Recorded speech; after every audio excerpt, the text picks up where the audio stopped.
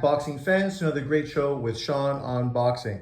Imagine my surprise when I was out at Family Mart doing my PPT, decided to go buy some groceries, threw on a podcast and saw my name mentioned in a video.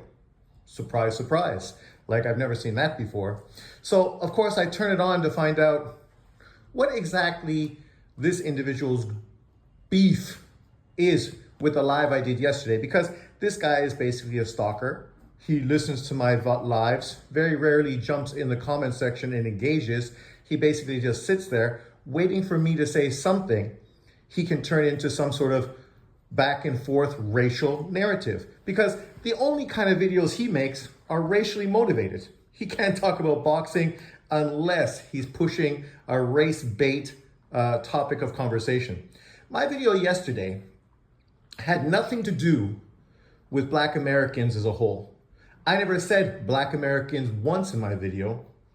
I might have used a particular specific groups of YouTube channels, but I'm pretty sure I said American boxing fans and American YouTube content creators.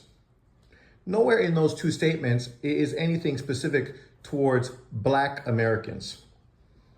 When a pay-per-view does bad in America, I talked about how America is just not supporting boxing like it should, like it historically did. I never focused on one demographic at all. Somebody in my comment section brought up the fact that most white boxing fans have moved over to the UFC. And that was somebody else in the comment section bringing up white fans. Outside of that, I never even spoke about Mexicans, blacks, or whites at all in my video yesterday. We talked about fights. We talked about fights that were coming up. I praised Devin Haney. I praised all kinds of fighters. Really, I mostly went in on Tio and Ryan Garcia, two Latin American fighters, right? Even Tank Davis, with his controversy, I never hated on Tank. I said, I don't think the fight should be changed. I think they should just order a rematch. That would be the most fair thing for both fighters in this situation. Literally, then I praised Keyshawn Davis, praised Shakur Stevenson. You know, there wasn't a lot of bashing of any particular demographic at all, right? It was the farthest thing from the conversation. If you don't believe me, go watch it. I understand lives, it's like 2.5 hours. Some people don't want to sit through and literally watch that much of a video, but there's specific topics throughout. It's not based on one thing. I continue to let the message move consistently. Talked about the concerns with Turki Al-Sheikh. Of course, John wants to make this into, of course, a racial debate. Well, Turki Al-Sheikh ain't fucking white. He's no more like me than John is like me. He's a fucking Middle Eastern Saudi Arabian. I am a white Anglo-Saxon Canadian. Right? There's not a similarity at all. Not religion, not fucking in philosophy, not in anything. So, of course, this is typical from John, right? To make it a poor PBC Al Heyman situation. I even brought up Al and said the same concerns people had with Heyman, making boxing a monopoly, trying to push out the belt and create one belt, which I think is a good thing. But the monopoly is my concern. It was my concern with Al Heyman. It's my concern again with, of course, Turki Al-Sheikh.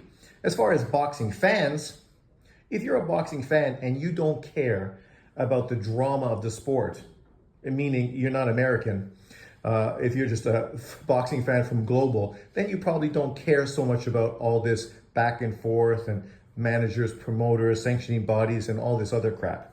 All you concerned is actually seeing the best fighters actually fight one another and great fight cards be made, right? And if that's your philosophy and your situation, then having a monopoly in boxing is no different than the NBA, the MLB, the NFL, the NHL. They're all monopolies. They're all controlled by one group. If you want to go play in a different sanctioned organization, you need to travel outside the US to go somewhere else to play. And obviously it's not really recognized in America, and it's sort of seen as a second tier professional league. You can see this even with the UFC. The UFC is, of course, an MMA sports promotional company. but it's only one of many around the globe. Yet most Americans only focus on the UFC, just like they did with the WWE back in the day. And I even compared that and said that this model is basically what Al Heyman and of course Dana are trying to push into America. And there's obviously a lot of benefits to it for the fans. My concern was for the fighters, for the athletes, potentially this is detrimental. And this is the kind of thing you'd have to see how it unfolds moving forward. What kind of benefits are really there for everybody? Because in modern boxing right now, you have the small 1% of fighters who are getting life-changing money. Then you get, maybe another 10% that are getting good money. They can obviously take care of their family, buy properties. If they're smart with their cash, they can do very well in their short career. And then you have the majority of fighters who inevitably will end up with peanuts at the end of the day, right? Unless, of course, they have smart teams around them and they've managed their money very well. Only in boxing do you have this kind of tier system to this extent. Bringing in a monopoly would get rid of that. You wouldn't have such high-end people in the front and then low-end people in the bottom. It'd be more middle-class citizens from across the board. So for the majority of boxers, it's probably a good thing, but it's not my choice. I'm not one of the athletes. They're the ones who need to make the choice. It's up to the athletes to make the decision. These are the same concerns I had with the PBC and Al Heyman, the same concerns I have now with Turkey and Dana trying to create this boxing league in America. Originally, when they talked about the league, what they were talking about was really working with all the major promoters together and organizing this league. And if that was the situation, I would be super cool with that. But I do understand logistically, it becomes far more complicated. And I think really that's where Turkey is after what he's done recently. He sees that, it's very difficult to work with Al Heyman and the PBC. Obviously, all these other promotional companies are now working together with him, but it becomes a bit of a fucking complication for just making fights. And then you have the sanctioning bodies. Obviously, we see the WBC is now pushing back and trying to get in the way of making the third fight between Beterbiev and Bivol. And obviously, he's not trying to stop Benavidez from being involved. Actually, he was the one pushing for Benavidez to be involved. But you know what the PBC is doing. You've heard David Benavidez's narratives that he's a PBC fighter. He fights in Vegas, blah, blah, blah, blah, blah, acting as if somehow he's the face of American boxing and a superstar. If that's the case, fine. Then let him fucking fight in Vegas under the PBC and see how well he fucking gets along doing that. But at the end of the day, as a fan, we just want fighters without the drama. Unless you're these YouTube channels and literally all you do is fucking focus on drama. Of course, John is not going to be critical of them, these fans that literally only talk about 5 or 6 fighters consistently every day, pushing out the same content, all to fucking have back and forth. He will make it out that non-black fans are hating on Tank Davis and hating on Devin Haney and hating on Bud Crawford. But what's really going on is it's primarily black YouTubers that are creating this back and forth. I just saw Knockout Boxing on a debate with BFTB yesterday, proving my point exactly. They both know what they're doing. One is a diehard fucking Tank Davis fan. One is part of the LDBC who's a diehard fucking Devin Haney fan. They are going back and forth, pushing these narratives to get people to watch their channels. And that's primarily the only content that they're talking about. Just like prior to that, it was just Bud Crawford and Errol Spence, right? These guys are not boxing channels. Basically, they're fucking channels that just push the drama. Of course, John ignores that. And of course, always points a finger, acting as if, it's racism. It has nothing to do with racism. It's exploitative. That's what they're doing. They're exploiting boxing and exploiting stupid fans that buy into it. But once again, if that's what fans want, that's what fans want. Who am I to question that? But in my video yesterday, there was no kickback to black fans. It was boxing fans, American boxing fans, of all ethnicities, all religions, from all over the country. This is a country with 400 million people, right? And obviously not everybody's a supporter of sports or boxing. But the fans that do support boxing, how come you wouldn't spend $30 on a fight card that was fucking fantastic. And I talked about the people that are trying to exploit those numbers to shit on Turkey and shit on this sort of boxing event. And that can be whoever. I mean, you know, what's his face?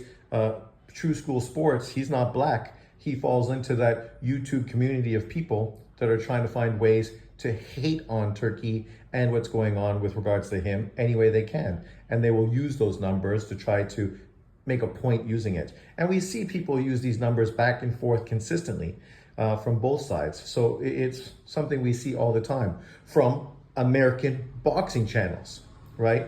You don't see too many UK boxing fans really focus too much on these pay-per-view numbers, because at the end of the day, most UK fans don't want pay-per-view, kick back against pay-per-view, don't want to pay pay-per-view. That's why Turkey's pay-per-views dropped in price, because of the UK market. But is it a surprise the day after my live that, of course, John comes out trying to use my content once again to push out a racial fucking narrative on his channel? Like, if he doesn't have anybody to respond to, he will literally make no content. My video yesterday was talking about legitimate situations that people are talking about and concerned about. I gave a non-biased perspective. I didn't give really too much of my opinion. I asked questions primarily to the people in my chat and what their opinions were. And it wasn't me preaching and giving my opinion and being all supportive of fucking Turkey, even though I didn't support Al Heyman. Not at all. That's not what I did at all. I basically said the same thing I just said now. For fans, a monopoly in boxing would probably be the best thing that we've seen in our time as boxing fans. For the athletes, potentially it could be terrible. My question was, what do you prefer as a fan?